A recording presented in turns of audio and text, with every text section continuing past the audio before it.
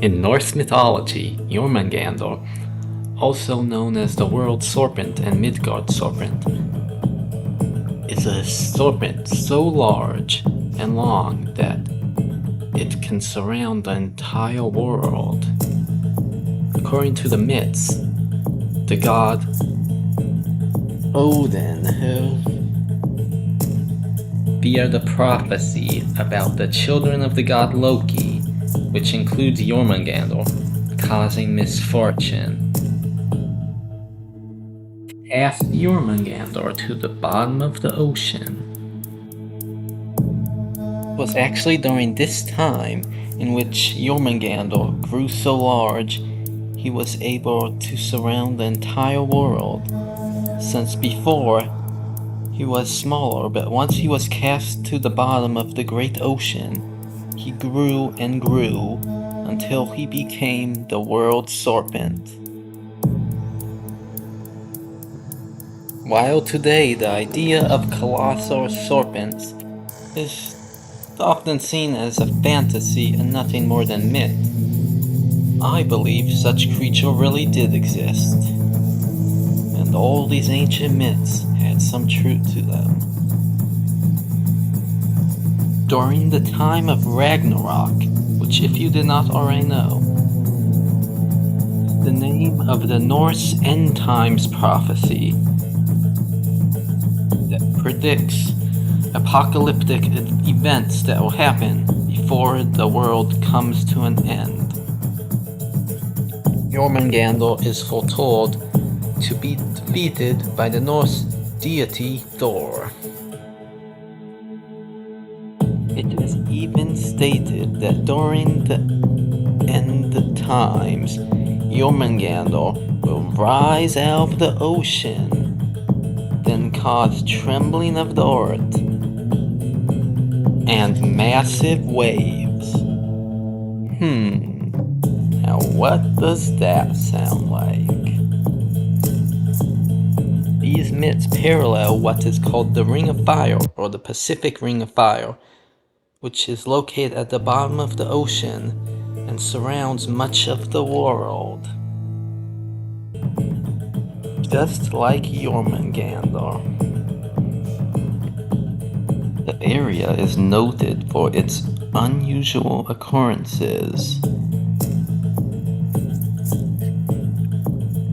which includes most of the world's tsunamis that are said to happen in this area. Not only that, but this area is also the place where the majority of earthquakes are believed to occur.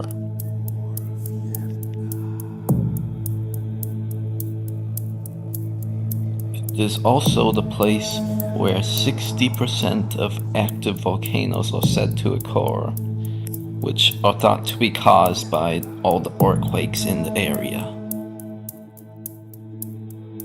Because of his massive size, there were actually beliefs that Jormungandr caused earthquakes and tidal waves when he moved, as can be seen in sources like this article.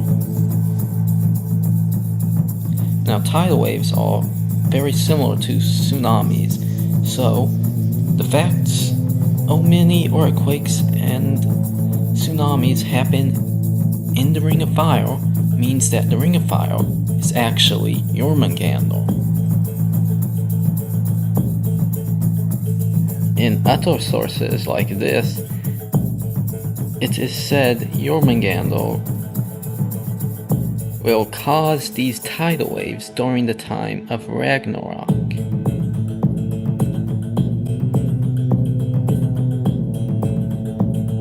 It is also said the earthquakes he causes will also be caused during the time of Ragnarok, as can be seen here.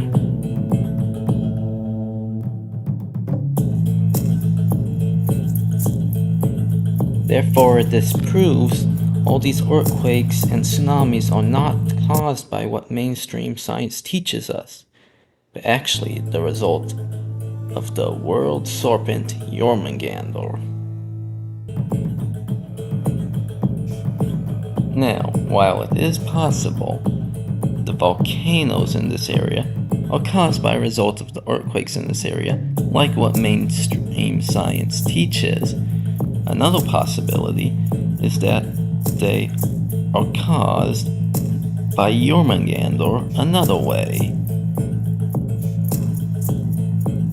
Since, according to Norse mythology, in some sources, like this Wikipedia article here, Jormungandr is described as a fire-breathing creature, so maybe the volcanoes in the area is somehow related to this, since lava from volcanoes is like fire. Oh, and there's another large mythical serpent associated with fire and volcanoes that might be related.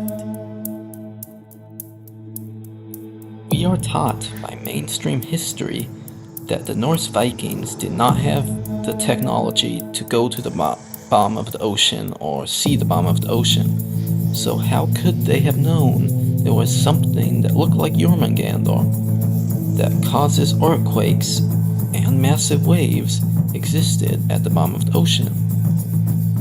Unless the myths they told were actually based on truth. There are also other places at the bottom of the ocean known as the mid-ocean ridges, which resemble Jormungandr and can be seen as connecting to the Ring of Fire. We are told a mid-ocean ridge is formed by plate tectonics, which is related to the movement of the Earth, and earthquakes related to the movement of the Earth. But we are also told this mid-ocean ridge is related to what is called seafloor spreading, which is related to the seafloor moving apart, so movement.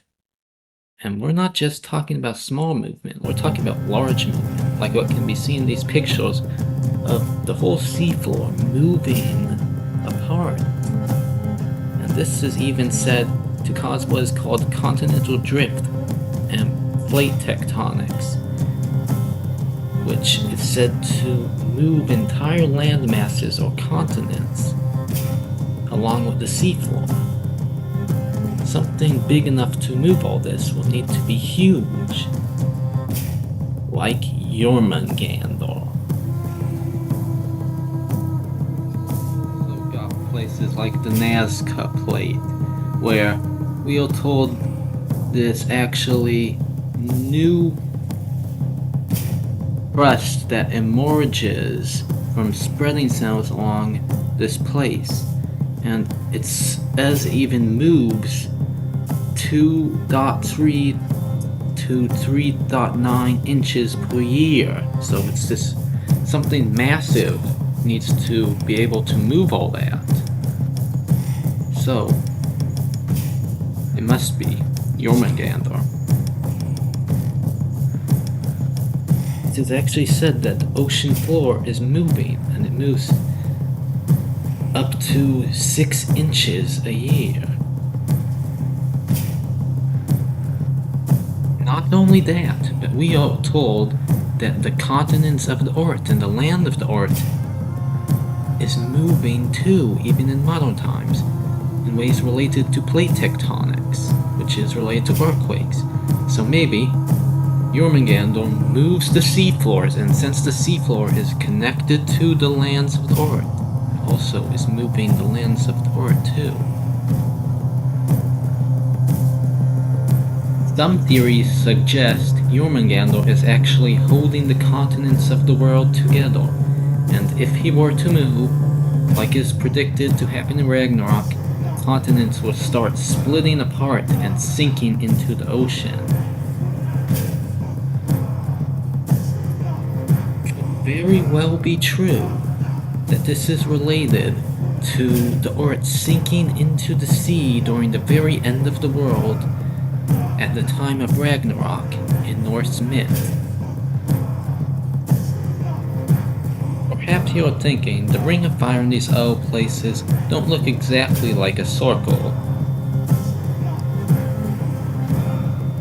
Like how Jormungandr is said to circle around the world of Midgard, which is Earth, in Norse mythology.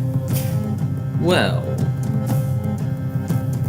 that is only if you use this map that people who believe in the globe art use. But with maps like this, like the ones used by flat earthers, like the one we see here, if that ring of fire in these other places were put on it, it would turn them and twist them and make them look more circular. And it would also make some of them attach into one instead of being different places. And it would look like a circle.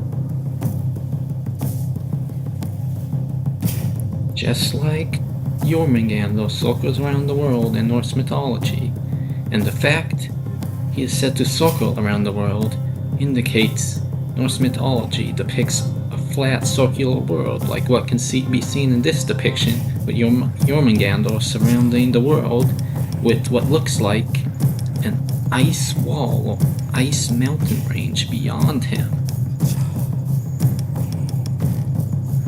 Reminds me of the ice wall that surrounds the world on the flat earth map, which is Antarctica. Some people may be thinking, don't snakes live on land? Aren't they not able to live underwater?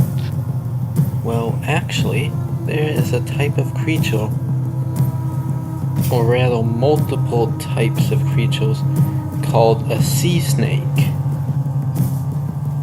These snakes live their entire lives underwater, at least some of them. Some spend some of their time underwater, while other parts of their life above water.